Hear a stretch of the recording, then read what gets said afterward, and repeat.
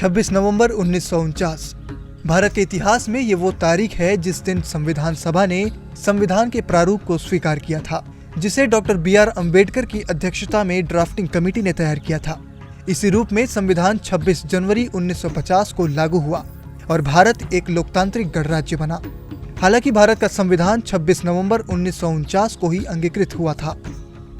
संविधान सभा के सदस्यों की कुल संख्या 389 निश्चित की गई थी, जिसमें 292 ब्रिटिश प्रांतों के प्रतिनिधि, 4 चीफ कमिश्नर क्षेत्रों के प्रतिनिधि और 93 अलग अलग रियासतों के प्रतिनिधि थे। उन्हीं में से एक उत्तर बस्तर कांकेर रियासत के गांव कन्हारपुरी निवासी स्वर्गीय रामप्रसाद पोटाई भी थे, जिन्होंने संविधान सभा में बस्तर रियासत का प्रतिनिधित्व किया। वे भारतीय संविधान सभा में रियासती जनता का प्रतिनिधित्व कर रहे थे। बहुत सारे प्रावधान उस समय बने और लागू हुए। खासतौर से पोटाई जी ने आदिवासियों, पिछड़ों और दलित वर्गों के उत्थान के लिए बहुत सारी प्रावधानों को संविधान सभा में रखा और 1950 के दशक में इन पर कानून भी बने। रामप्रसाद पोटाई श्रम कानूनों के जानकार थे। वे चाहते थे कि यहाँ मजदूरों को उनकी मजदूरी का वाजिब मूल्य मिले। रामप्रसाद जी पोटाई छत्तीसगढ़ के उन महापुरुषों में से एक हैं जिन्होंने भारत के संविधान के निर्माण में अपनी महत्वपूर्ण भूमिका निभाई। मोहनदास मानिकपुरी ने ईटीवी भारत के साथ बातचीत में रामप्रसाद पोटाई से जुड़ी यादें साझा की और खुद को गौरवान्वित महसूस किया।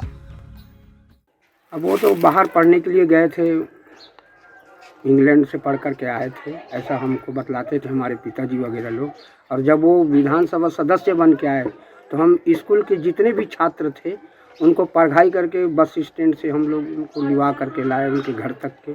फिर बाजे गाजे के साथ में जितने भी शिक्षक गण थे, छात्र गण थे अपन लोग, और पढ़ाई करके उनका आदर सत्कार के साथ में गांव में बड़ी धूमधाम त्योहार जैसा माहौल था।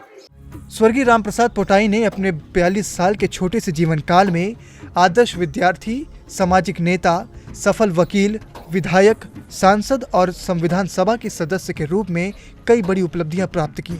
लेकिन उनकी स्मृति को अमर बनाने और नई पीढ़ी को प्रेरणा देने के लिए सरकार की ओर से कोई पहल नहीं की गई। बस्तर में ही आने वाली पीढ़ी को उनका इतिहास नहीं पता होगा। इतने बड़े इनका योगदान था संविधान में, संविधान पुरुष कहते हैं, तो कम से कम ये दिल्ली तक के, और जैसे अपना छत्तीसगढ़ है, उस समय तो जब MP था, है ना, अब तो छत्तीसगढ़ हो गया, तो छत्तीसगढ़ में भी इसका कम से कम, जैसे अपना राजधानी रायपुर है, यहाँ इस प्रकार के कम से कम उनका भी योगदान होना चाहिए, उल्लेख होना चाहिए इनके बारे में। स्वर्गीय रामप्रसाद पोटाई के जमाने के स्कूल और पंचायत भवन अब भी जीर्ण शीर्ण अवस्था में हैं। रामप्रसाद पोटाई शिक्षा को काफी महत्व दिया करते थे। उन्होंने उस दौर में हेडमास्टर के लिए अलग से मकान बना के दिया ताकि बच्चों को पढ़ाई में कोई दिक्कत ना हो। लेकिन आज ये सब बदहाली का दर्द बयां कर रहे हैं और इनकी सुनने वाला कोई नहीं है। तामेश्वर सिन्हा, ETV भारत, कांकेर।